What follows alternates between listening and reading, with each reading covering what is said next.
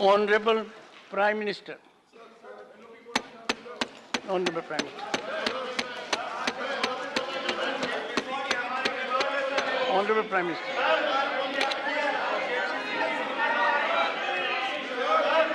Honorable Prime Minister. आदरणीय सभापति जी, राष्ट्रपति जी के अभिभाषण पर धन्यवाद प्रस्ताव पर जो चर्चा चल रही है, उस चर्चा में शरीक होकर के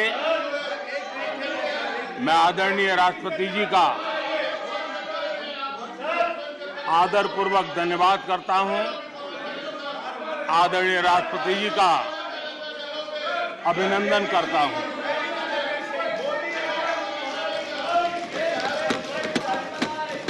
आदरणीय राष्ट्रपति जी दोनों सदनों को संबोधित करते हुए उन्होंने विकसित भारत का एक खाका और विकसित भारत के संकल्प के लिए एक रोड मैप को प्रस्तुत किया है। देश के लिए उनका ये जो कंट्रीब्यूशन है, जो मार्गदर्शन है, उसके लिए Nothing will go on record. Nothing will go on record.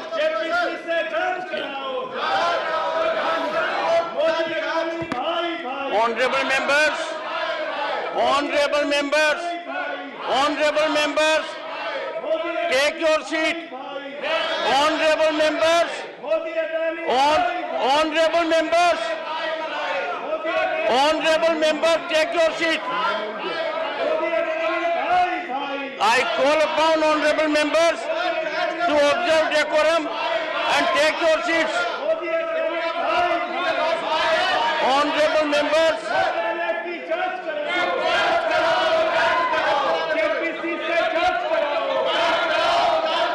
honorable members, take your seats.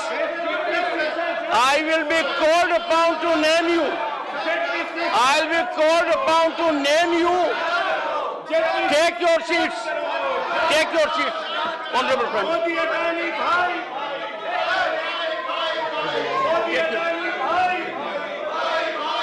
Honorable Prime Minister. Nothing will go on record except the Honorable Prime Minister's address. आदरणीय सभापति जी,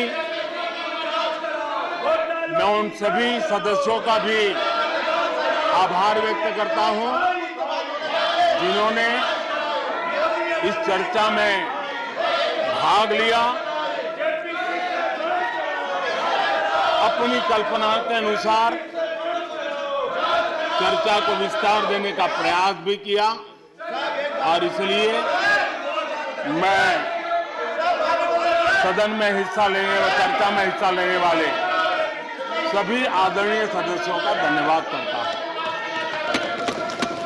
आदरणीय सभापति जी, ये सदन राज्यों का सदन है।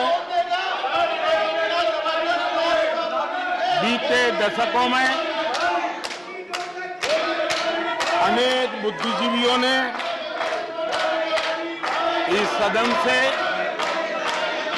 देश को दिशा दी है, देश का मार्गदर्शन किया है। इस सदन में अनेक साथी ऐसे हैं जो अपने व्यक्तिगत जीवन में भी बहुत कुछ सिद्धियां प्राप्त की हुई हैं, अपने व्यक्तिगत जीवन में बहुत बड़े काम भी किए हुए हैं और इसलिए इस सदन में जो भी बात होती है उस बात को देश बहुत गंभीरता से सुनता है और देश उसे बहुत गंभीरता से लेता है। लेकिन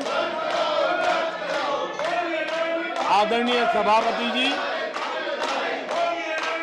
ये भी दुर्भाग्यपूर्ण है, इतने महत्वपूर्ण सदन में कुछ लोगों का व्यवहार, कुछ लोगों की वाणी न सिर्फ सदन को लेकिन देश को निराश करने वाली रही।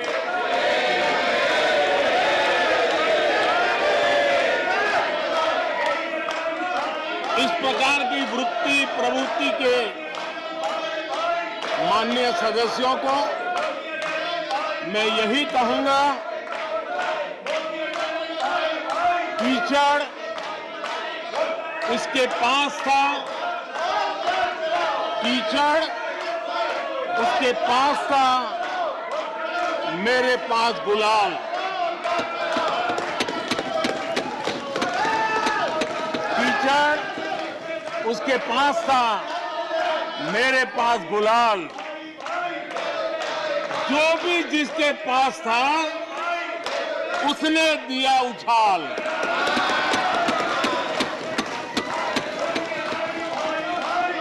और अच्छा ही है,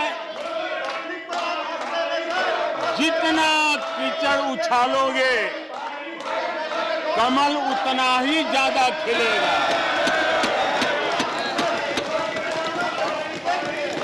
और इसलिए कमल खिलाने में आपका प्रत्यक्ष परोक्ष जो भी योगदान है, इसके लिए मैं उनका भी आभार व्यक्त करता हूं।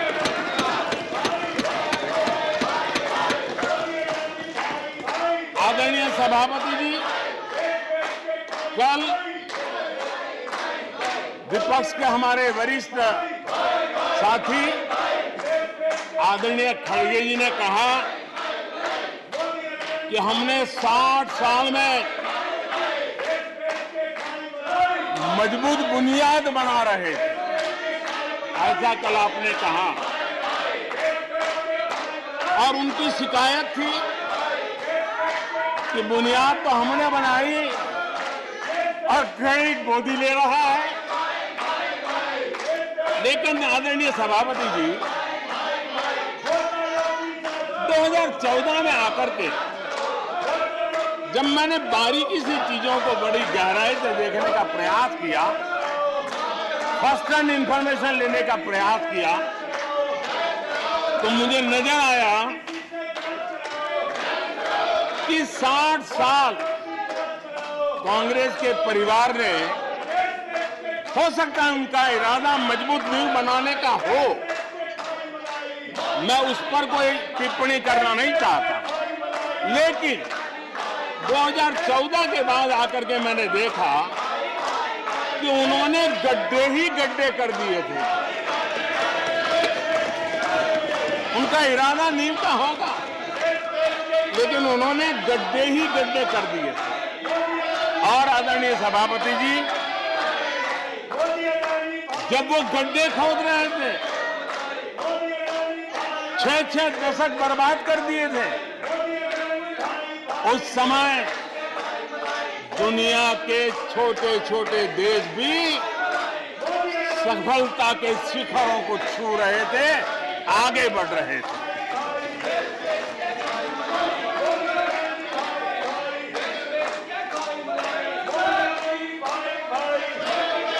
आदरणीय सभापति जी, उनका तो वो साल इतना अच्छा माहौल था कि पंचायत से लेकर के पार्लियामेंट तक उन्हीं की दुनिया चलती थी। इतना देश भी अनेक आशा अपेक्षाओं के साथ आंख बंद करके उनका समर्थन करता था, लेकिन उन्होंने इस प्रकार की कार्यशैली विकसित की, इस प्रकार का कल्चर विकसित किया कि जिसके कारण वे एक भी चुनौती का परमानेंट सॉल्यूशन करने का न कभी सोचा, न कभी उनको सूझा, न कभी उन्होंने प्रयास किया।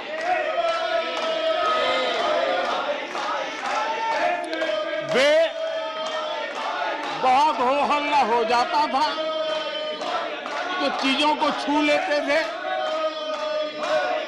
टोकनिज्म कर लेते थे और फिर आगे चले जाते थे। समस्याओं का समाधान करना ये उनका दायित्व था। देश की जनता समस्याओं से जूझ रही थी। देश की जनता देख रही थी कि समस्या का समाधान कितना बड़ा लाभ कर सकता है, लेकिन उनकी प्रायोरिटीज अलग थी, उनके इरादे अलग थे और उसके कारण किसी भी बात का परमानेंट सॉल्यूशन का प्रयास नहीं किया। आदरणीय सभापति जी, हमारी सरकार की पहचान जो बनी है वो हमारे पुरुषार्थ के कारण बनी है। एक के बाद उठाए गए कदमों के कारण बनी हुई और आज हम परमानेंट सॉल्यूशन की दिशा में आगे बढ़ते रहे हैं। हम एक एक विषय को छू करके भागने वाले लोग नहीं, लेकिन देश की मूलभूत आवश्यकताओं को परमानेंट सॉल्यूशन पर बल देते हुए हम आगे बढ़ रहे हैं। आदरणीय सभापति जी, अगर मैं पानी का ही उदाहरण लूं तो वो जमाना था कि किसी गांव में एक हैंडपंप लगा दिया तो हफ्ते भर उसका उत्सव मनाया जाता था और उस टोकनिज्म से पानी का काम किया करके गाड़ी चलाई जाती थी। कल यहां गुजरात का जिक्र कर रहे थे, आप हैरान होंगे, सबसे ज्यादा सीटों से जीतने का उनका जो गौरव था, वैसे एक मुख्यमंत्री एक शहर में पानी की टंकी का उद्घाटन करने गए थे और वो फ्रंट पेज पर हेडलाइन न्यूज था। यानी समस्याओं का टोकनिज्म क्या होता है, कैसे टाला जाता है, ये कल्चर देश ने देखा है। हमने भी पानी की समस्या को सुलझाने के लिए रास्ते अपनाए। हमने जल संरक्षण, जल सिंचन हर पहलू पर ध्यान दिया। हमने कैच द रेन अभियान से जनता को जोड़ा। इतना ही नहीं, आजादी के पहले से अब तक हम सरकार में आने तब तक सिर्फ 3 करोड़ घरों तक नल से जल मिलता था। आदरणीय सभापति जी, पिछले 3-4 साल में आज 11 करोड़ घरों को नल से जल मिल रहा है।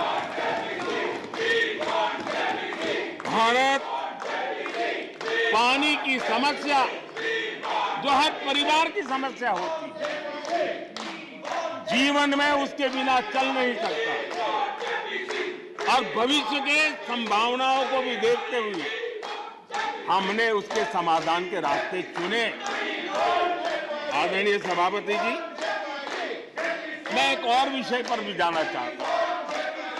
Empowerment of common people. बैंकों का राष्ट्रीयकरण हुआ था, इस बात से हुआ था कि गरीबों को बैंकों का अधिकार मिले, ऐसी बहानेबाजी की गई थी। लेकिन इस बैंक देश के आधे से अधिक लोग बैंक से दरवाजे तक नहीं पहुंच पाए। हमने परमानेंट सॉल्यूशन निकाला और जनधन अकाउंट का अभियान चलाया। बैंकों को मोटिवेट किया, ऑन बोर्ड लिया। पिछले 9 साल में ही 48 करोड़ जनधन बैंक खाते खोले गए। इसमें 32 करोड़ बैंक खाते ग्रामीण और कस्बों में हुए हैं, यानी देश के गांव तक प्रगति की मिसाल को ले जाने का प्रयास हुआ। कल खड़गे जी शिकायत कर रहे थे कि मोदी जी बार बार मेरे चुनावी क्षेत्र में आते हैं। वो कह रहे थे मोदी जी कलबुर्गी आ जाते हैं। मैं जरा खड़गे जी को कहना चाहता हूं, मैं आता हूं उसकी शिकायत करने से पहले ये भी तो देखो कि कर्नाटका में 1,70,00,000 जनधन बैंक अकाउंट खुले हैं। इतना ही नहीं, उन्हीं के इलाके में कलबुर्गी में 8 लाख से ज्यादा जनधन खाते खुले हैं। अब सभापति जी बताइए, इतने बैंक के खाते खुल जाए, इतना एम्पावरमेंट हो जाए, लोग इतने जागरूक हो जाए और किसी का इतने सालों के बाद खाता बंद हो जाए तो उनकी पीड़ा मैं समझ सकता हूं और बार बार उनका दर्द झलकता है। और मैं तो हैरान हूं, कभी कभी यहां तक कह देते हैं कि एक दलित को हरा दिया। अरे भाई, उसी इलाके की जनता जनार्दन है, उसने दूसरे दलित को जीता दिया। अब आपको जनता नकार दे रही है, आपको हटा रही है, आपका खाता बंद कर रही है और आप रोना यहां रो रहे हो। आदरणीय सभापति जी,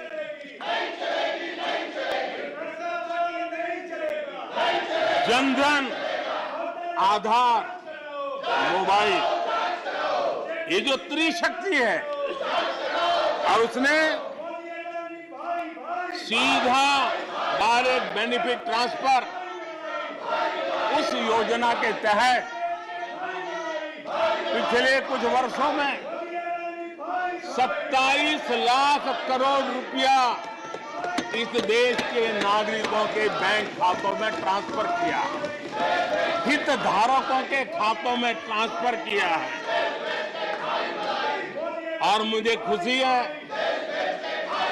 कि डायरेक्ट बेनिफिट ट्रांसफर, ये टेक्नोलॉजी का उपयोग करने के कारण इस देश के 2 लाख करोड़ रुपए से ज्यादा पैसे जो किसी इकोसिस्टम के गलत हाथों में जाता था, वो बच गया है। देश की बहुत बड़ी सेवा की है। और मैं जानता हूं, जिस इकोसिस्टम के सागरितों को, चेले चपाटों को जो 2 लाख करोड़ की ऐसी फायदे मिलते रहते थे, उनका चिल्लाना भी बहुत स्वाभाविक है।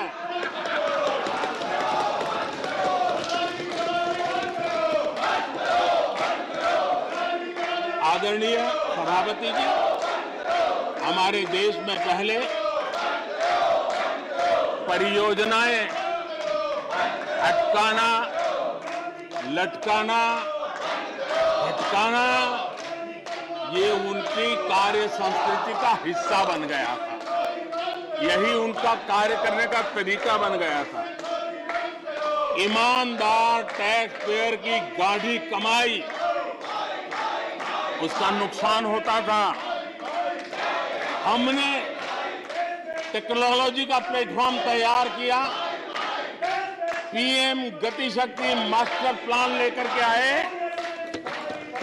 और 1600 लेयर में डेटा के माध्यम से इंफ्रास्ट्रक्चर को प्रोजेक्ट्स को गति देने का काम हो रहा है। जो योजनाएं बनाने में महीनों लग जाते थे वो आज सप्ताहों के भीतर भीतर उसको आगे बढ़ा दिया जाता है, क्योंकि आधुनिक भारत के निर्माण के लिए इंफ्रास्ट्रक्चर का महत्व हम भली भांति समझते हैं, स्केल का भी महत्व समझते हैं, स्पीड का भी महत्व समझते हैं और टेक्नोलॉजी के माध्यम से परमानेंट सॉल्यूशन और परमानेंट एस्पिरेशन का एड्रेस करने का प्रयास आदरणीय सभापति जी हम कर रहे हैं।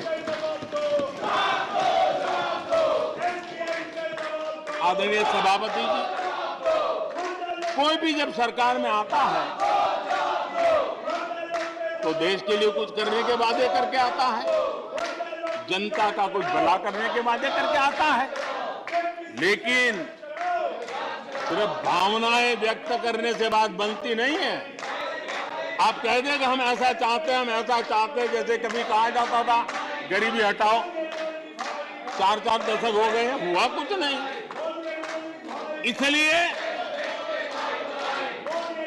विकास की गति क्या है,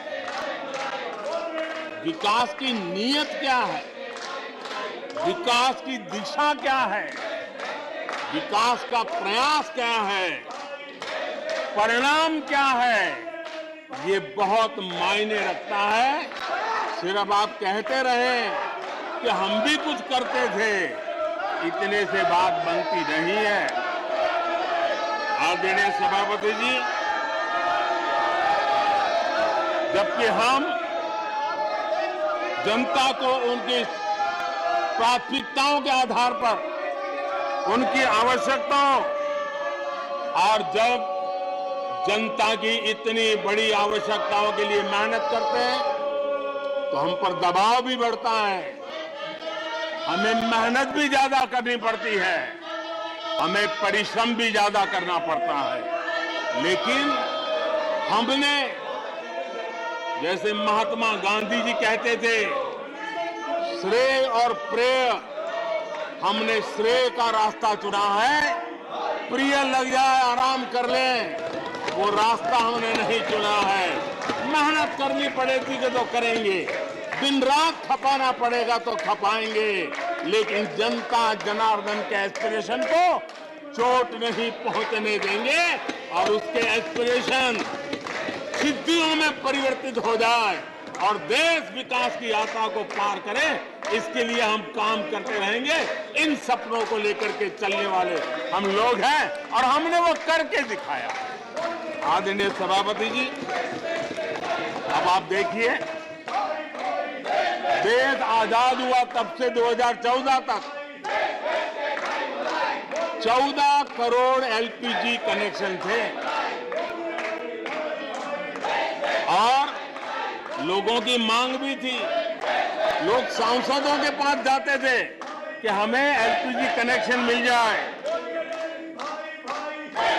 और उस समय 14 करोड़ घरों में था, डिमांड भी कम थी, प्रेशर भी कम था, आपको गैस लाने के लिए खर्चा भी नहीं करना पड़ता था, आपको गैस पहुंचाने के लिए व्यवस्था, आप भी मजे में, चलती भी गाड़ी, काम होता नहीं था, लोग इंतजार करते रहते थे। लेकिन हमने सामने से होकर के तय किया कि हर घर को एलपीजी कनेक्शन देंगे।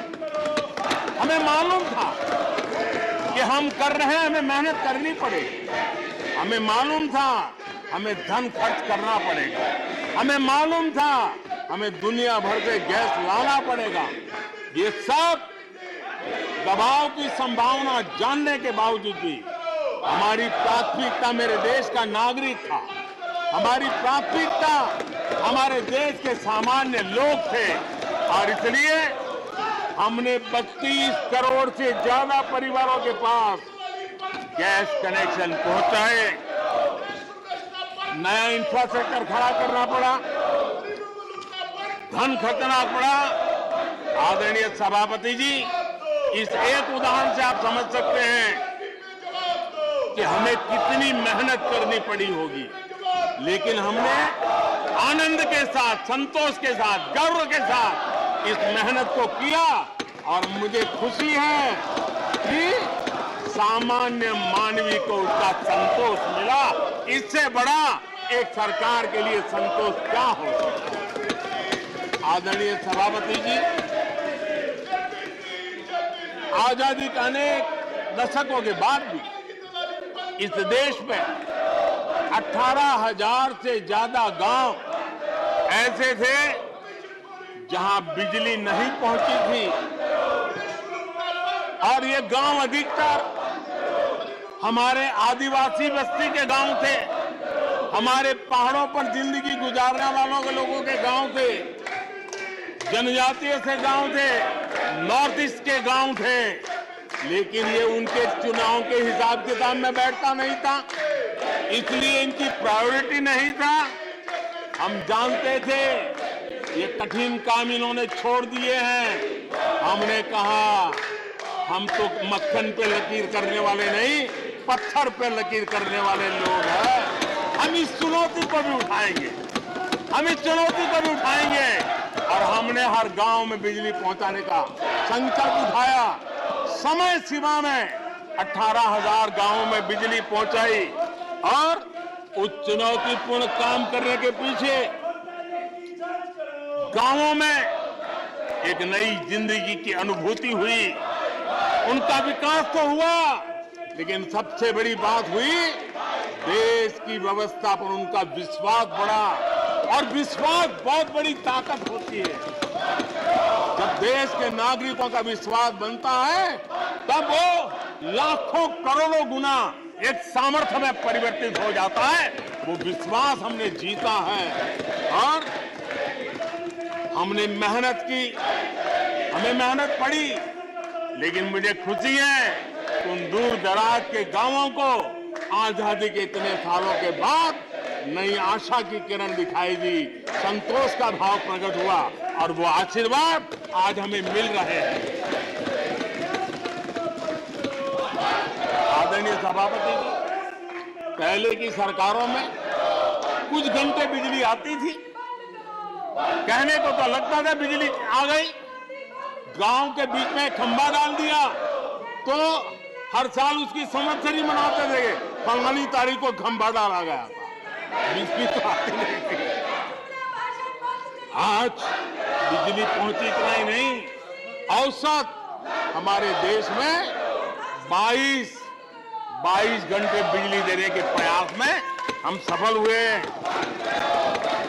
हमें इस काम के लिए नई ट्रांसमिशन लाइनें लगानी पड़ी, हमें नए ऊर्जा उत्पादन के लिए काम करना पड़ा, हमने सौर ऊर्जा की ओर जाना पड़ा, हमें रिन्यूएबल एनर्जी का नए क्षेत्र खोजने पड़े। हमने लोगों को उनके भाग्य पर नहीं छोड़ दिया, राजनीतिक फायदे घाटे की बात नहीं सोची, हमने देश का आने वाली कल उज्जवल बनाने का रास्ता चुना। हमने खुद के लिए दबाव बढ़ाया, लोगों की मांग बढ़ने लगी, दबाव बढ़ने लगा, हमने मेहनत वाला रास्ता चुना, और इसके नतीजे आज देश देख रहा है। देश ऊर्जा के क्षेत्र में प्रगति की ऊंचाइयों को प्राप्त कर रहा है। आदरणीय सभापति जी,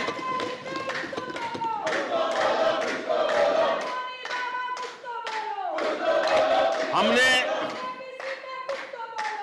आजादी के अमृत काल में एक बहुत बड़ा हिम्मत भरा कदम उठाया।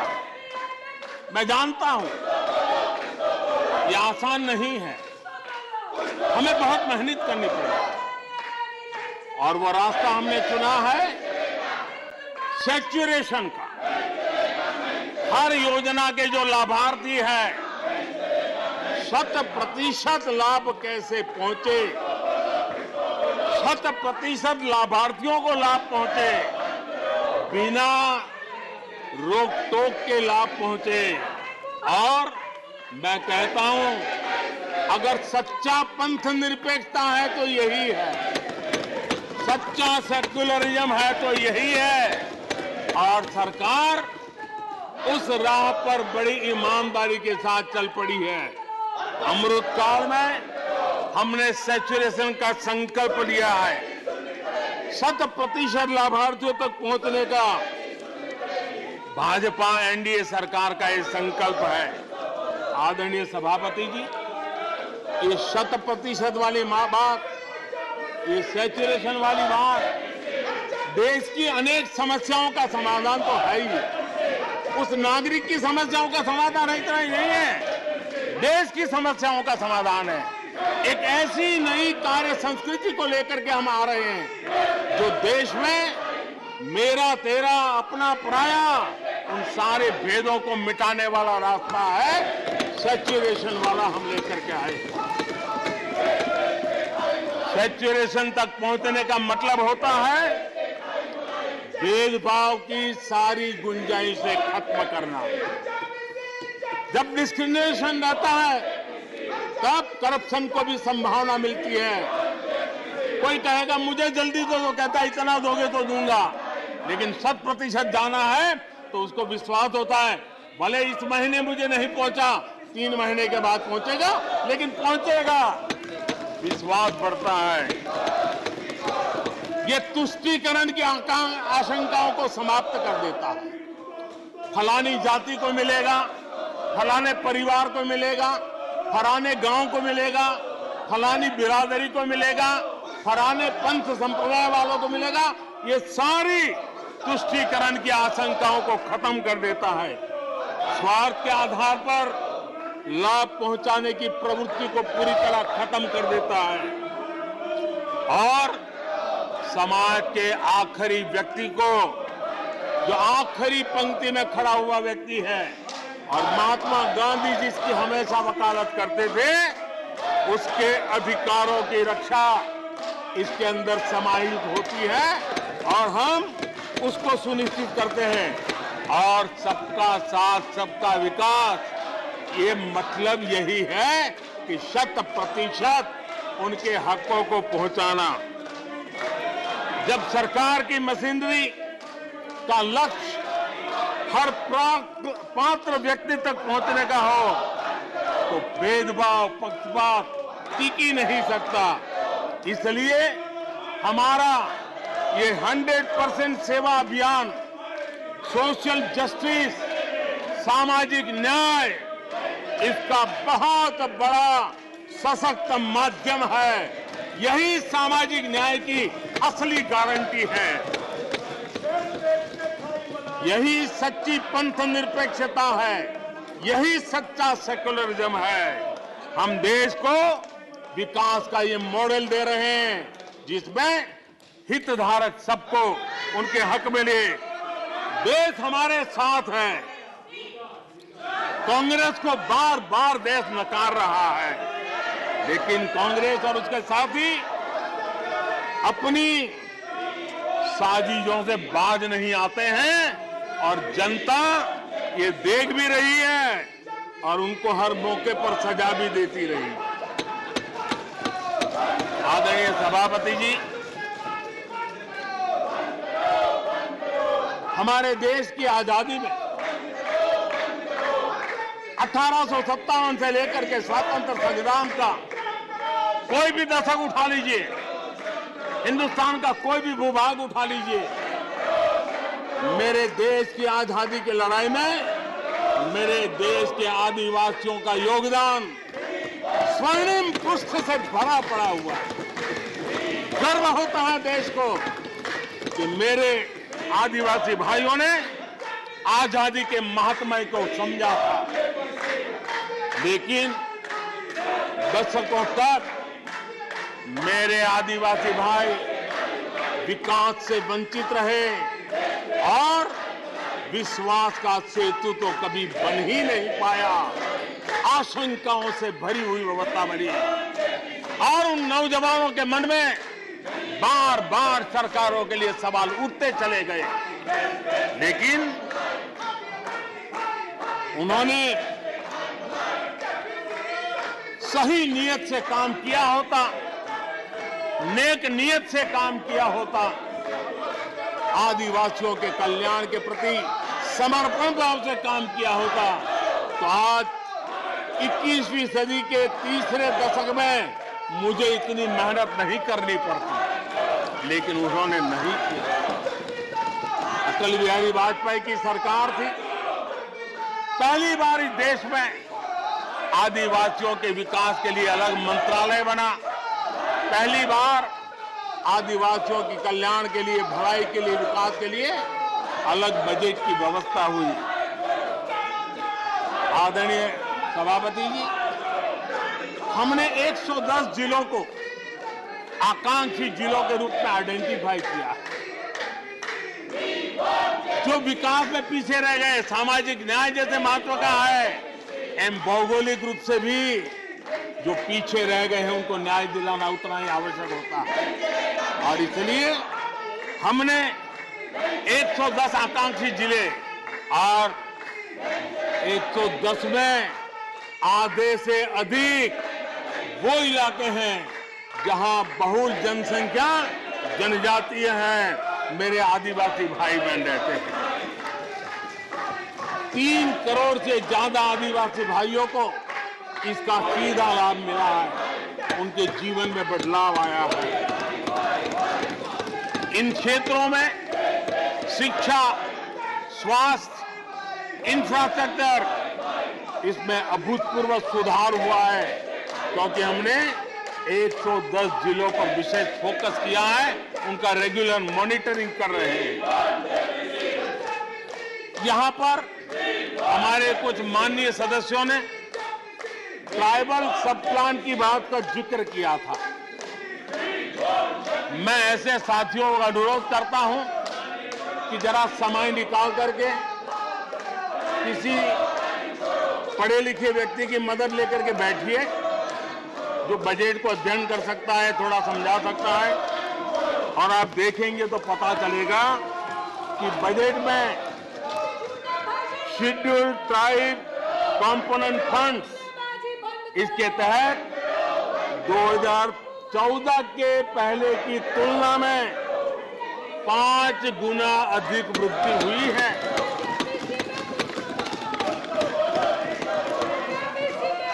आदरणीय सभापति जी, 2014 के पहले जब उनकी सरकार थी, तब एलोकेशन 20-25 हजार करोड़ रुपए के आसपास रहता था। बहुत पुरानी बात नहीं है, सिर्फ 20-25 हजार करोड़ रुपए। आज यहां आकर के गीत गा रहे हैं। हमने आकर के इस वर्ष 1,20,000 करोड़ का प्रावधान किया। हमने बीते 9 वर्षों में हमारे आदिवासी, हमारे जनजातीय भाई बहनों के उज्जवल भविष्य के लिए और बच्चों के उज्जवल भविष्य के लिए 500 नए एकलव्य मॉडल स्कूल स्वीकृत किए हैं, और ये 4 गुना ज्यादा बढ़ोतरी है। इतना ही नहीं, स्कूलों में टीचर, स्टाफ, इस बार हमने 38,000 नए लोगों के रिक्रूटमेंट का, हमने भर्ती का इस बजट में प्रावधान किया। आदिवासियों के कल्याण के लिए समर्पित हमारी सरकार ने, मैं जरा आपको फॉरेस्ट राइट एक्ट की बात की तरफ ले जाना चाहता हूं। आदरणीय सभापति जी, देश आजाद होने से लेकर हमारे आने से पहले, 2014 के पहले, आदिवासी परिवारों को 14 लाख जमीन के पट्टे दिए गए थे। पिछले 7-8 वर्षों में हमने 7 लाख नए पट्टे दिए। यह अभूतपूर्व काम हुआ है। हमारे आने से पहले 23,000 सामुदायिक पट्टे दिए गए थे। 23,000। हमारे आने के बाद 80,000 से अधिक सामुदायिक पट्टे दिए गए हैं। लिप सिंपैथी बता करके आदिवासियों की भावनाओं के साथ खेलने के बजाय अगर कुछ किया होता तो आज मुझे इतनी मेहनत न करनी पड़ती और ये काम पहले आराम से हो जाता, लेकिन ये उनकी प्रायोरिटी में नहीं था। आदरणीय सभापति जी, इनकी अर्थनीति, उनकी समाज नीति, उनकी राजनीति वोट बैंक के आधार पर ही चलती रही और उसके कारण समाज की जो बेसिक ताकत होती है, स्वरोजगार के कारण देश की आर्थिक गतिविधि बढ़ाने वाला जो सामर्थ्य होता है, इन्होंने हमेशा नजरअंदाज कर दिया। उनको वो इतने छोटे लगते थे, इतने बिखरे हुए लगते थे, तो उसका उनको कोई मूल्य ही नहीं था। जो छोटे छोटे काम में जुड़े हुए, जो स्वरोजगार के ऊपर समाज पर बोझ बने बिना समाज में कुछ न कुछ वैल्यू एडिशन करते हैं, उनके प्रति दुर्लक्ष्य किया गया।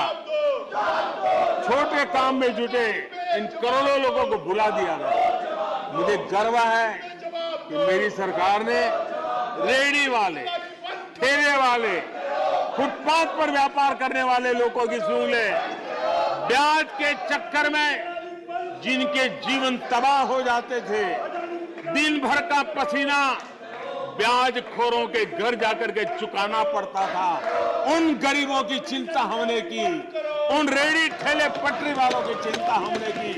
और आदरणीय सभापति जी, हमने इतना ही नहीं, हमारे विश्वकर्मा समुदाय जो समाज निर्माण के अंदर एक भूमिका देते हैं, जो अपने हाथ से औजार की मदद से कुछ न कुछ सृजन करते रहते हैं, समाज की आवश्यकताओं की बहुत बड़ी मात्रा में पूर्ति करते हैं।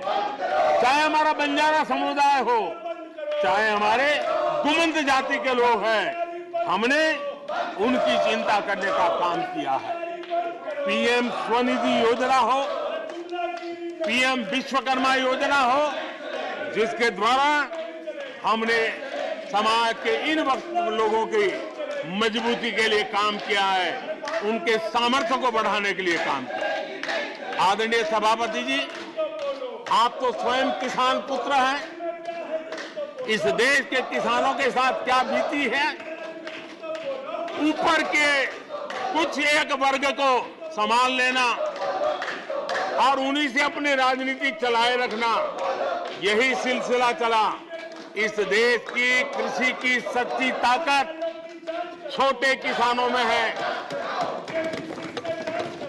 1 एकड़ 2 एकड़ भूमि का वो बड़ा मुश्किल से 80-85% इस देश का ये वर्ग है। इन छोटे किसान उपेक्षित थे, उनकी आवाज कोई सुनने वाला नहीं था। हमारी सरकार ने छोटे किसानों पर ध्यान केंद्रित किया, छोटे किसानों को फॉर्मल बैंकिंग के साथ जोड़ा। आज साल में 3 बार सीधे पीएम किसान सम्मान निधि छोटे किसान के खाते में जमा होती है। इतना ही नहीं, हमने पशुपालकों को भी बैंकों से जोड़ा, हमने मछुआरों को बैंकों से जोड़ा और उनको ब्याज में रियायत दे करके उनके आर्थिक सामर्थ्य को बढ़ाया, ताकि वो अपना व्यवसाय विकसित कर सके, अपने क्रॉप पैटर्न को बदल सके, अपने उत्पादित की हुए माल को रोक करके उचित दाम मिलने पर बाजार में ले जा सके। उस दिशा में हमने काम किया। आदरणीय सभापति जी, हम जानते हैं हमारे देश के बहुत सारे किसान ऐसे हैं कि जो बरसाती पानी पर उनको गुजारा करना पड़ता है। सिंचाई की व्यवस्था ये पिछली सरकारों ने की नहीं। हमने और देखा है कि ये छोटे किसान पानी बरसाती के भरोसे जीने वाले, मोटे अनाज की खेती करते हैं, पानी होता नहीं है। ये मोटे अनाज की खेती करने वाले किसानों को हमने विशेष स्थान दिया।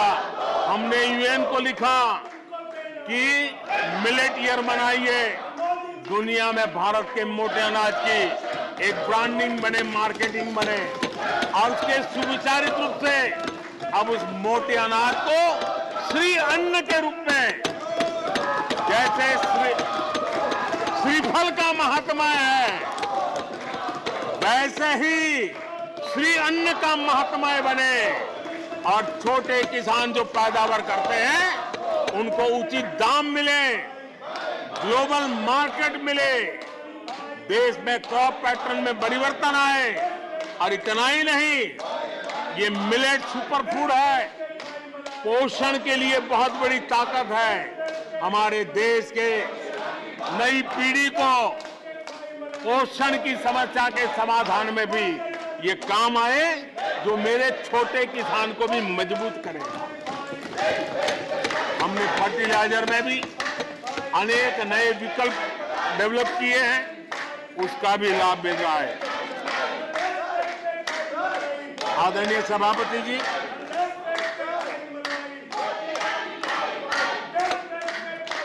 हमें बड़े कन्विक्शन के साथ मैं मानता हूं कि जब निर्णय प्रक्रिया में माताओं बहनों की भागीदारी बढ़ती है तो परिणाम अच्छे मिलते हैं, जल्दी मिलते हैं और निर्धारित लक्ष्य को प्राप्त करने वाले होते हैं। और इसलिए माता बहनों की भागीदारी बढ़े, वे निर्णय प्रक्रिया में हमारे साथ जुड़े, उस दिशा में महिला सशक्तिकरण को लेकर के, महिलाओं के नेतृत्व के विकास के लिए हमारी सरकार ने प्राथमिकता दी है। सदन में हमारे एक माननीय सदस्य ने कहा कि महिलाओं को टॉयलेट देने से क्या महिलाओं का विकास हो जाएगा? हो सकता है उनका ध्यान सिर्फ टॉयलेट पे गया हो, वो उनकी कठिनाई होगी, लेकिन मैं जरा बताना चाहता हूं, मुझे इस बात का गर्व है और मैं गर्व अनुभव करता हूं, क्योंकि मैं राज्य में रह करके आया हूं, मेरे गांव में जिंदगी गुजार के आया हूं। मुझे गर्व है कि 11 करोड़ शौचालय बना करके मैंने मेरी माताओं बहनों को इज्जत कर दिया है। मुझे इस बात का गर्व है। हमारी माताओं बहनों, हमारी बेटियों के जीवन चक्र की तरफ जरा नजर करें। हमारी सरकार माताओं बहनों के सशक्तिकरण के लिए कितनी संवेदनशील है, उसकी तरफ मैं जरा ध्यान आकर्षित करना चाहता हूं। और जिनको सिर्फ टॉयलेट पे ही सोच अटक गई थी, वो जरा कान खुल करके सुने, ताकि आगे जाकर ये बताने में उनको सुविधा होगी। गर्भावस्था के दौरान शिशु को पौष्टिक खाना मिले, इसके लिए हमने मातृ वंदना योजना चलाई और इसके लिए प्रेगनेंसी के समय महिला के बैंक खाते में सीधा पैसा जाए, ताकि उसको पोषण से उसके गर्भ में जो बच्चा है उसके स्वास्थ्य को भी लाभ हो। हमारे यहाँ माता मृत्यु दर, शिशु मृत्यु दर, इस गंभीर समस्या से मुक्ति का एक उपाय इंस्टीट्यूशनल डिलीवरी, हमारे गरीब से गरीब मां की इंस्टीट्यूशनल डिलीवरी हो, शिशु का जन्म अस्पताल में हो, इसके लिए हमने धन भी खर्च करना तय किया और व्यापक अभियान भी चलाया और उसके सुफल दिखाई भी दे रहे हैं। हम जानते हैं किसी न किसी मानसिक विकृति के कारण बेटियों को मां के कोख में ही मारने की प्रवृत्ति बढ़ गई थी। ये समाज के लिए कलंक था। हमने बेटी बचाओ अभियान चलाया और आज मुझे खुशी है जबकि बेटे जन्म लेते हैं उसकी तुलना में बेटियों की संख्या बढ़ रही है। ये हमारे लिए संतोष का विषय है। हमने बेटियों की रक्षा का काम किया है।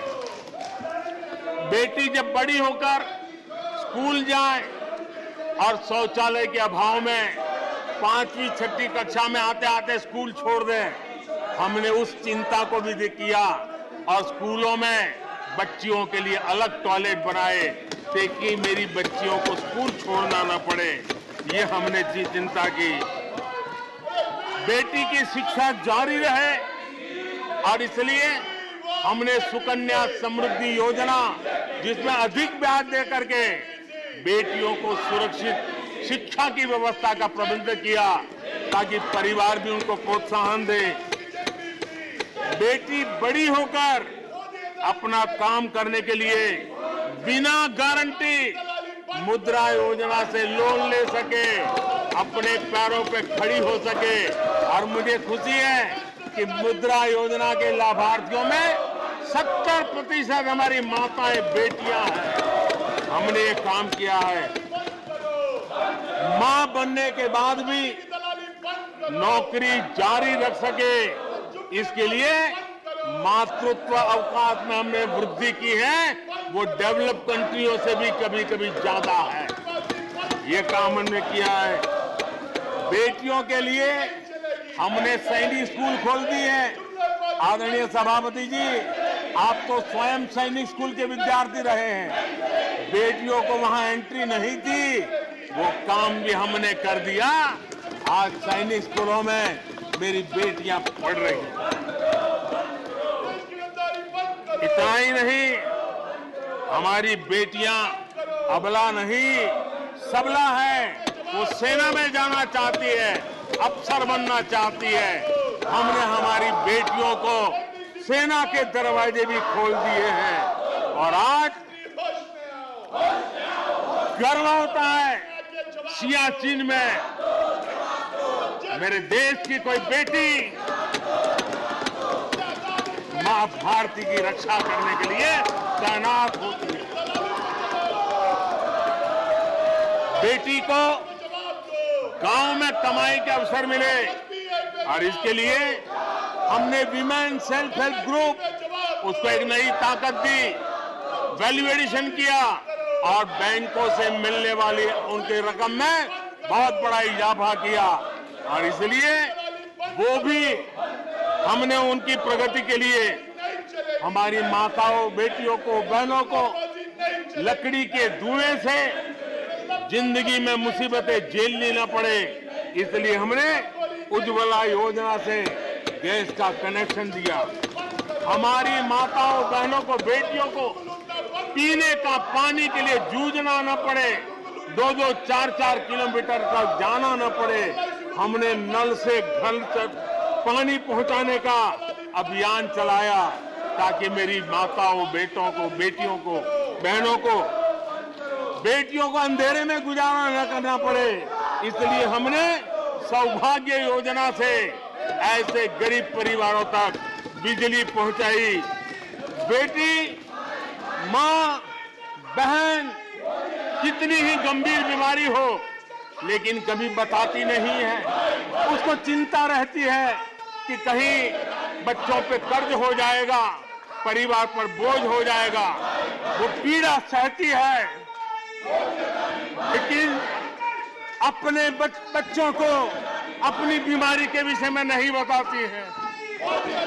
उन माताओं, बहनों को आयुष्मान कार्ड दे करके अस्पताल में बड़ी से बड़ी बीमारी से मुक्ति का रास्ता हमने खोल दिया है। आदरणीय सभापति जी, बेटी का संपत्ति पर अधिकार हो, इसलिए हमने सरकार की तरफ से जो आवाज देते हैं उसमें बेटी के राइट को निश्चित किया, उसके नाम पर प्रॉपर्टी करने का काम किया। हमने महिला सशक्तिकरण के लिए हमारी माताओं, बहनों को जो भी छोटी मोटी बचत कर लें, मुसीबत झेल करके बचत करना माताओं, बहनों का स्वभाव होता है और वो घर में अनाज के डिब्बे में पैसे रख करके गुजारा करती है। उस मुसीबत में निकाल के हमने उसको जनधन के खाते दे दिए। बैंक में पैसा जमा करे इसकी व्यवस्था कर दी। और आदरणीय सभापति जी, इस बजट सत्र के लिए तो गर्व की बात है कि बजट सत्र का प्रारंभ महिला राष्ट्रपति के द्वारा होता है और बजट सत्र का विधिवत प्रारंभ महिला वित्त मंत्री के अवसर पर होता है। देश में ऐसा संयोग पहले कभी नहीं आया जो आज आया है। और हमारा तो प्रयास रहेगा कि ऐसे शुभ अवसर आगे भी देखने को मिले।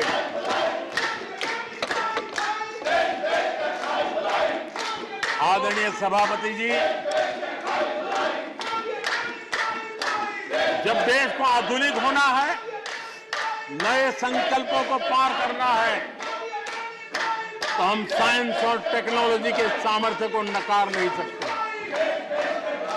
साइंस और टेक्नोलॉजी के महत्व को हमारी सरकार भली भांति समझती है, लेकिन हम टुकड़ों में नहीं सोचते, हम टोकनिज्म में नहीं सोचते हैं। हम साइंस और टेक्नोलॉजी की तरफ से देश को आगे बढ़ाने के लिए हर दिशा में काम कर रहे हैं, सार्वत्रिक प्रयास कर रहे हैं, अनेकविध इनिशिएटिव ले रहे हैं।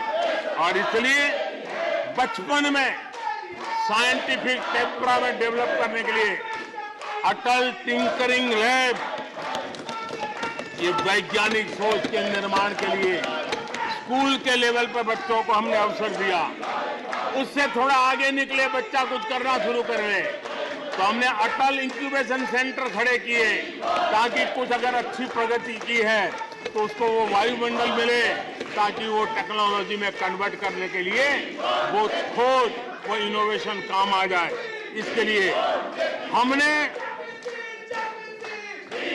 विज्ञान की इस प्रगति का परिणाम, हमने नीतियां बदली। स्पेस के क्षेत्र में अब प्राइवेट भागीदारी का हमने सपना पूरा किया और मुझे खुशी है मेरे देश के नौजवान आज प्राइवेट सैटेलाइट छोड़ने की ताकत रखते हैं। ये साइंस एंड टेक्नोलॉजी। आज स्टार्टअप की दुनिया जो मूलतः साइंस और टेक्नोलॉजी से जुड़ी हुई है, उसमें यूनिकॉर्न की संख्या में आज हम दुनिया में तीसरे नंबर पर पहुंच गए हैं। आदरणीय सभापति जी, आज ये देश गर्व करेगा कि सर्वाधिक पेटेंट इनोवेशन और दुनिया के बाजार में टिकता है पेटेंट, ये सबसे अधिक पेटेंट रजिस्टर करने में आज मेरे देश के नौजवान आगे आ रहे हैं। आदरणीय सभापति जी, आधार की ताकत क्या होती है वो हमारी सरकार ने आके दिखा दिया। और आधार से जुड़े हुए जो विद्वान लोग हैं, उन्होंने भी कहा है कि आधार के महत्व को, टेक्नोलॉजी के महत्व को 2014 के बाद समझा गया और उसके कारण वो मेहनत अब रंग ला रही है। हमने देखा है कोविड के काल में कोविन प्लेटफॉर्म 200 करोड़ वैक्सीनेशन और सर्टिफिकेट कोविन का आपके मोबाइल पर विदिन ए सेकंड आ जाता है। लेकिन दुनिया को अचंभा तब हुआ कि भारत अपनी वैक्सीन लेकर के आ गया है कोविड में। दुनिया के लोग अपनी वैक्सीन, हमारे यहाँ कोई बहुत बड़ा मार्केट था, बेचने के लिए भांति भांति के प्रेशर करते थे, आर्टिकल लिखे जाते थे, टीवी में इंटरव्यू दिए जाते थे, सेमिनार किए जाते थे। इतना ही नहीं, मेरे देश के वैज्ञानिकों को बदनाम करने के लिए, उनको नीचा दिखाने के लिए कल तक प्रयास चले, कल तक प्रयास चले, कल तक प्रयास चले। और मेरे ही देश के वैज्ञानिकों ने आज दुनिया में जिसको स्वीकृति मिली है ऐसी वैक्सीन से, मेरे देशवासियों का ही नहीं 150 देशों के लोगों की आवश्यकताओं को पूरी किया जाता है।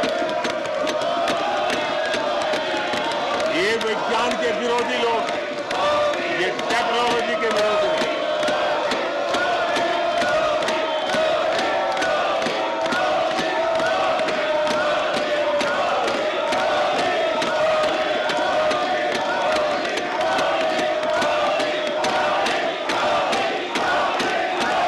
आदरणीय सभापति जी, ये विज्ञान के विरोधी है, ये टेक्नोलॉजी के विरोधी है। हमारे वैज्ञानिकों को बदनाम करने का कोई मौका नहीं छोड़ते। फार्मेसी की दुनिया में हमारा देश एक ताकत बन के उभर रहा है। दुनिया की फार्मेसी का हब बन रहा है। हमारे नौजवान नए नए इनोवेशन कर रहे हैं, उसको बदनाम करने के रास्ते खोज रहे हैं ये लोग। उनको देश की चिंता नहीं है, अपने राजनीतिक उठापटक की चिंता है। ये दुर्भाग्य है देश का। आदरणीय सभापति जी, आज मैं बाली में था। G20 देश के समूह डिजिटल इंडिया इसको समझने के लिए लालायित रहते थे। सक्सेस को पूरी दुनिया ने प्रभावित किया है। डिजिटल लेन देन में आज हिंदुस्तान दुनिया का लीडर बना हुआ है। आदरणीय सभापति जी, हमें खुशी है आज 100 करोड़ से ज्यादा मोबाइल फोन मेरे देशवासियों के हाथ में है। आदरणीय सभापति जी, एक समय था हम मोबाइल इंपोर्ट करते थे। आज गर्व है मेरा देश मोबाइल एक्सपोर्ट कर रहा है। 5G हो, AI हो, IoT हो, उस तकनीक को आज देश बहुत तेज गति से अपना रहा है, उसका विस्तार कर रहा है। ड्रोन, इसका इस्तेमाल सामान्य जीवन में हो, सामान्य नागरिक की भलाई हो। हमने पॉलिसी में वो बदलाव किया और दवाइयां दूर सुदूर इलाकों में ड्रोन से पहुंचाने का काम आज मेरे देश में हो रहा है। साइंस और टेक्नोलॉजी के महत्व को आज खेत में मेरा किसान ड्रोन की ट्रेनिंग लेकर के खेती में ड्रोन का क्या उपयोग हो, आज मेरे गांव में दिखाई दे रहा है। जियो स्पेशल सेक्टर में हमने दरवाजे खोल दिए। ड्रोन के लिए एक पूरा नया विकास का विस्तार करने का अवसर हमने कर दिया।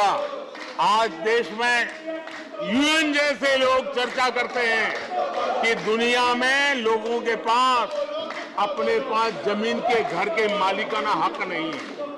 यूएन की चिंता है दुनिया। भारत ने ड्रोन की मदद से, स्वामित्व योजना से गांव में, घरों में उसका नक्शा और मालिकी हक देने का काम किया है। उसको कोर्ट कचहरी के चक्करों से और कभी घर बंद हो, कोई आकर के कब्जा कर न ले, सुरक्षा का एहसास दिया है। हमने टेक्नोलॉजी का भरपूर प्रयास कॉमन मैन के लिए करने की दिशा में सफलता पाई है। आज देश टेक्नोलॉजी के क्षेत्र में आधुनिक विकसित भारत के सपने में उसका महत्व है, समझते हैं। और इसलिए ह्यूमन रिसोर्स डेवलपमेंट, इनोवेशन, इसका महत्व बहुत है। और इसलिए दुनिया की एकमात्र फॉरेंसिक साइंस यूनिवर्सिटी हमारे देश में है। हमने गति शक्ति यूनिवर्सिटी बना करके इंफ्रास्ट्रक्चर की दुनिया में एक नई पहल की है। हमने एनर्जी यूनिवर्सिटी बना करके आज देश रिन्यूएबल एनर्जी के क्षेत्र में एक नया जंप लगाए। अभी से हमारे नौजवान तैयार हो, उस दिशा में हम कर रहे हैं। हमारे देश में टेक्नोक्रेट की तरफ, इंजीनियर्स की तरफ, साइंस की तरफ नफरत करने में कांग्रेस ने अपने शासनकाल में कोई कमी नहीं रखी है और साइंस और टेक्नोलॉजी को सम्मान देने में हमारे कार्यकाल में कोई कमी नहीं रखी है। ये हमारा रास्ता है।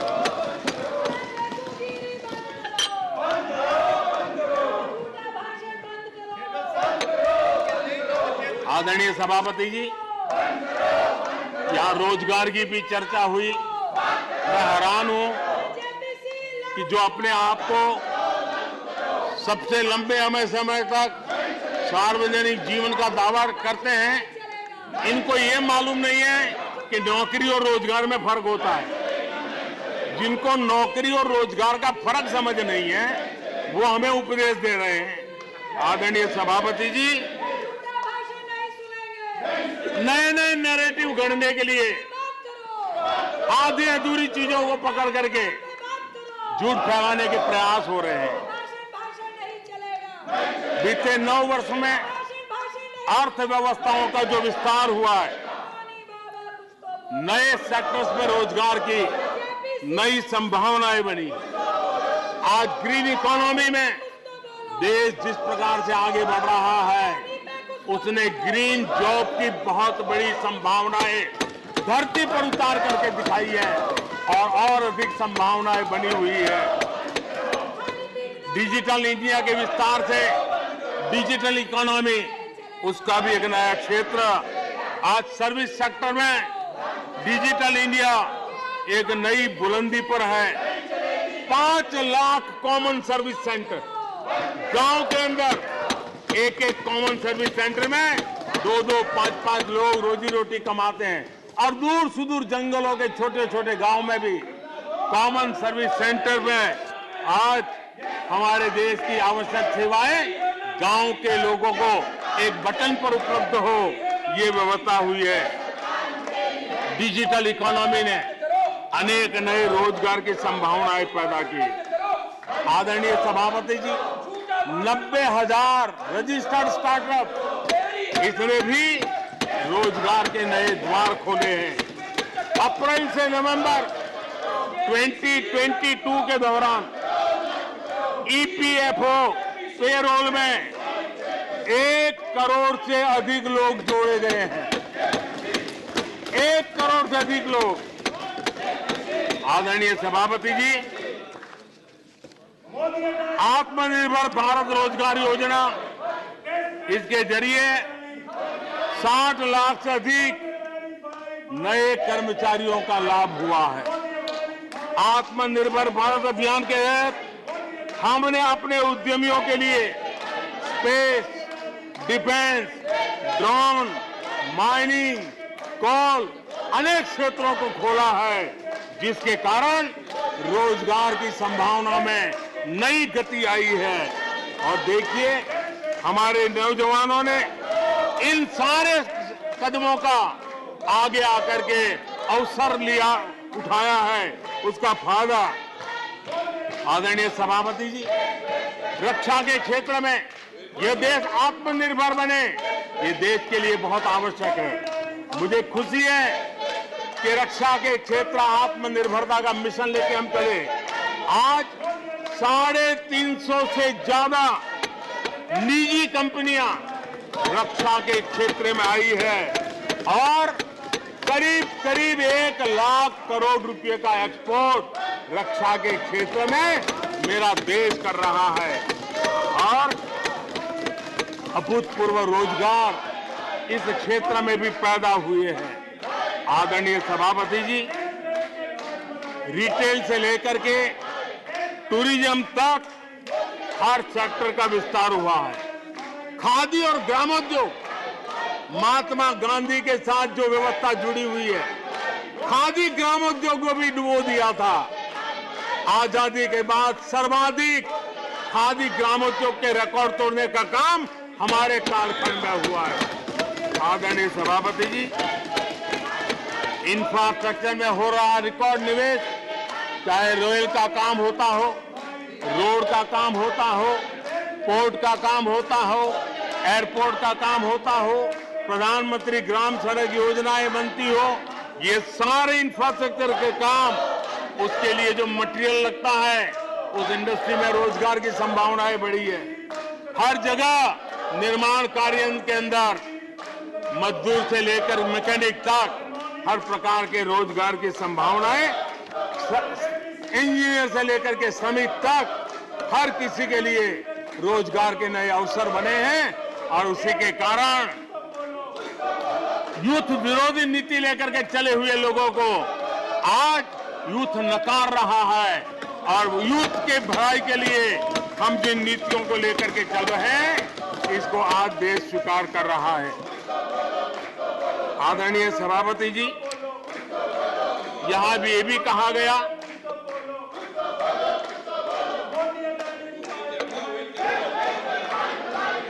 आदरणीय सभापति जी, यहां ये भी कहा गया कि सरकार की योजनाओं को उनके नामों को लेकर के आपत्ति उठाई। कुछ लोगों को ये भी परेशानी है कि नामों में कुछ संस्कृत टच है। बताइए, इसकी भी परेशानी। आदरणीय सभापति जी, मैंने किसी अखबार में पढ़ा था, मैं कोई वेरीफाई तो नहीं किया है, और रिपोर्ट कह रही थी 600 जितनी सरकारी योजनाएं सिर्फ गांधी नेहरू परिवार के नाम पे है।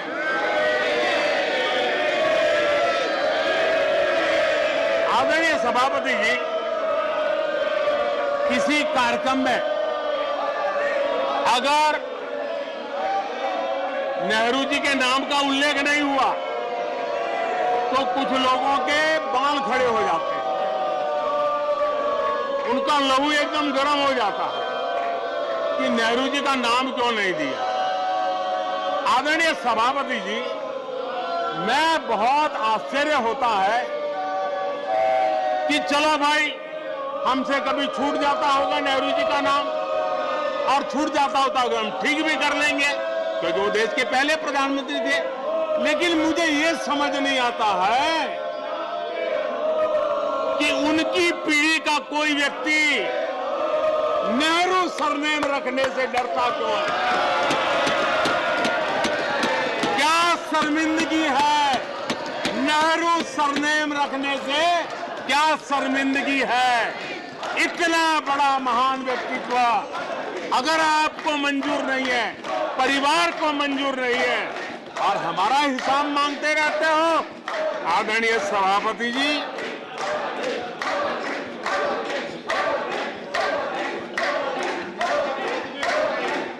कुछ लोगों को समझना होगा, ये सदियों पुराना देश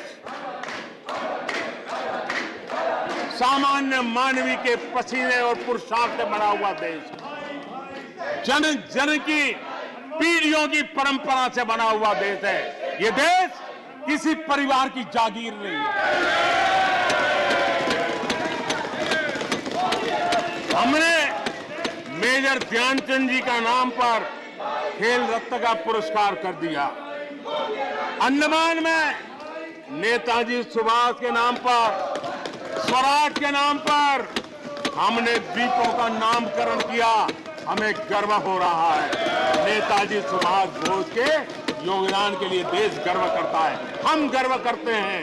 इतना ही नहीं, जो लोग आए दिन हमारे देश की सेना को नीचा दिखाने का मौका नहीं छोड़ते, हमने इन द्वीपों को परमवीर चक्र प्राप्त करने वाले सेनानियों के नाम कर दिया। आने वाली सदियों तक कोई हिमालय की चोटी एक एवरेस्ट व्यक्ति के नाम पर एवरेस्ट बन गई। मेरे द्वीप समूह मेरे परमवीर चक्र विजेता मेरे देश के सेनानियों के नाम कर दिया। ये हमारी श्रद्धा है, ये हमारी भक्ति है, और उसको लेकर के हम चलते हैं। आदरणीय और इससे आपको तकलीफ है, और तकलीफ व्यक्त भी हो रही है। हर एक की तकलीफ व्यक्त करने के रास्ते अलग होंगे। हमारा रास्ता है सकारात्मक। कभी कभी अब ये सदन है, एक प्रकार से राज्यों का महात्मा है, हम पर ऐसे भी आरोप लगाए जाते हैं कि हम राज्यों को परेशान करते हैं। आदरणीय सभापति जी, मैं लंबे अरसे तक राज्य का मुख्यमंत्री रह करके आया हूं। फेडरलिज्म का क्या महत्व होता है वो भली भांति समझता हूं, उसको जी करके आया हूं, और इसलिए हमने कोऑपरेटिव कॉम्पिटिटिव फेडरलिज्म पर बल दिया है। आओ हम पर्दा करें, हम आगे बढ़े, हम सहयोग करें, हम आगे बढ़े, उस दिशा में हम चले हैं। हमने हमारी नीतियों में नेशनल प्रोग्रेस का भी ध्यान रखा है और रीजनल एस्पिरेशन को भी एड्रेस किया है। National progress and regional aspiration, इसका परफेक्ट कॉम्बिनेशन हमारी नीतियों में दिखा है, क्योंकि हम सब मिलकर के 2047 तक एक विकसित भारत का सपना पूरा करने के लिए चल पड़े हैं। लेकिन जो लोग आज विपक्ष में बैठे हैं, उन्होंने तो राज्यों के अधिकारों की धज्जियां उड़ा दी। जरा मैं कच्चा चिट्ठा आज खोलना चाहता हूं।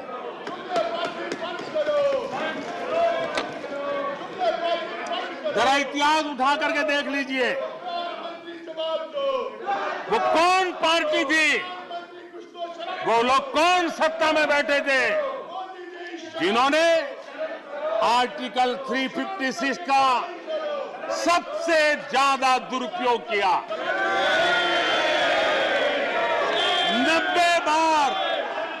90 बार चुनी हुई सरकारों को गिरा दिया। कौन है वो? कौन है जिन्होंने किया? कौन है जिन्होंने किया? कौन है जिन्होंने किया? इतना ही नहीं सभापति जी,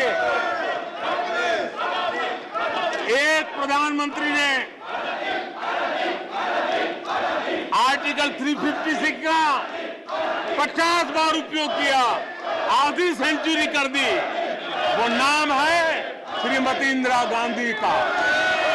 50 बार सरकारों को गिरा दिया।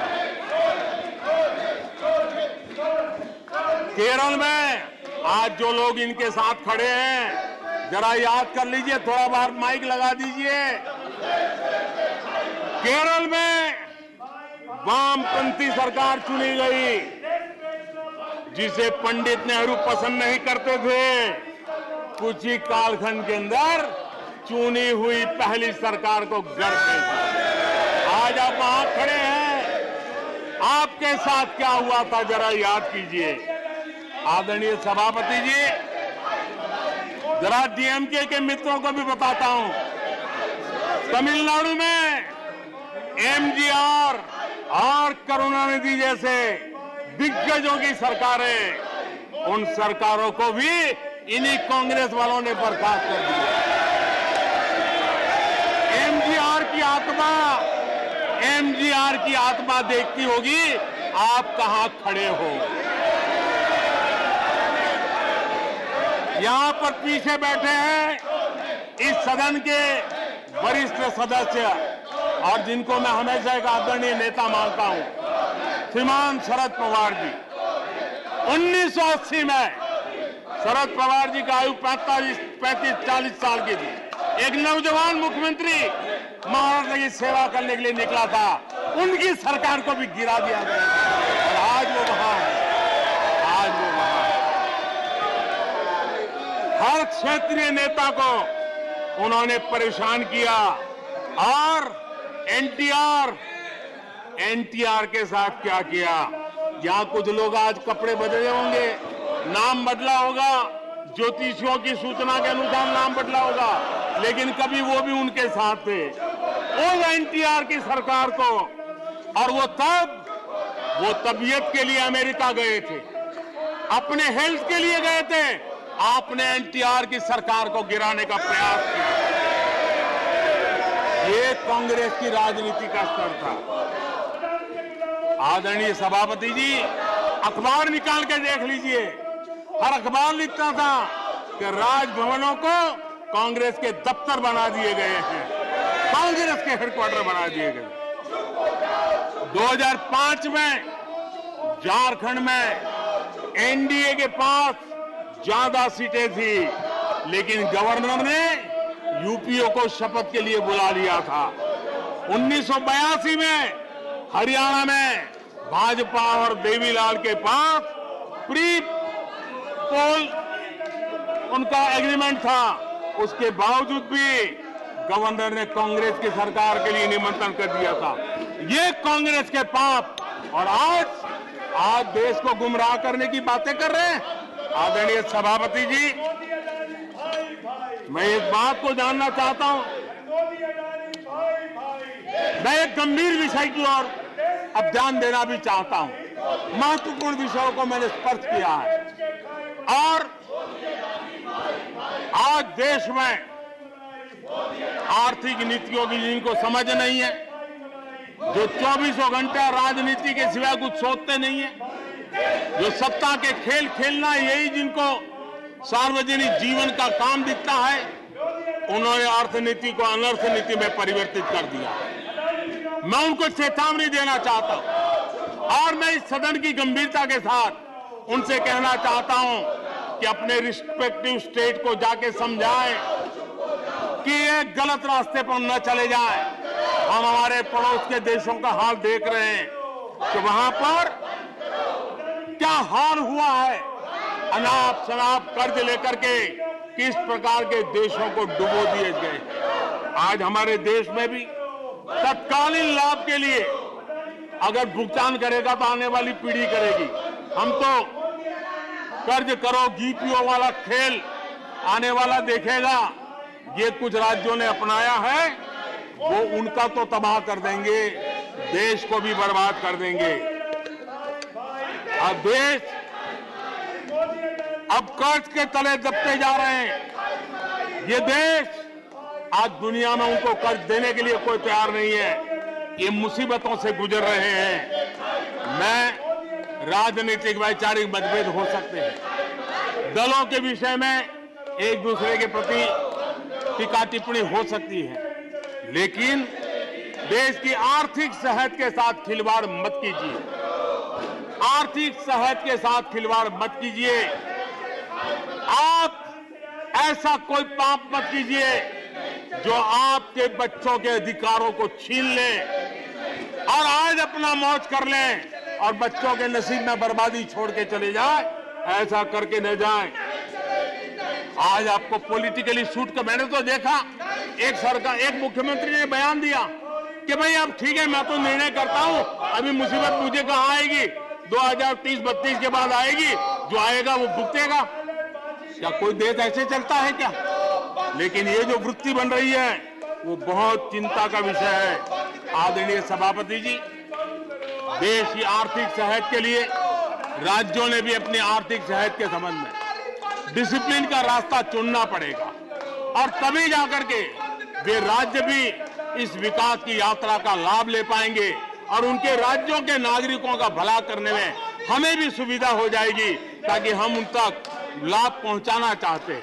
आदरणीय सभापति जी, 2047 में यह देश विकसित भारत बने, ये हम सबका संकल्प है। 140 करोड़ देशवासियों का संकल्प है। अब देश पीछे मुड़ करके देखने को तैयार नहीं है। देश लंबी छलांग मारने को तैयार है। जिनकी 2 वक्त की रोटी का सपना था उसको आपने एड्रेस नहीं किया, हमने उसको एड्रेस किया है।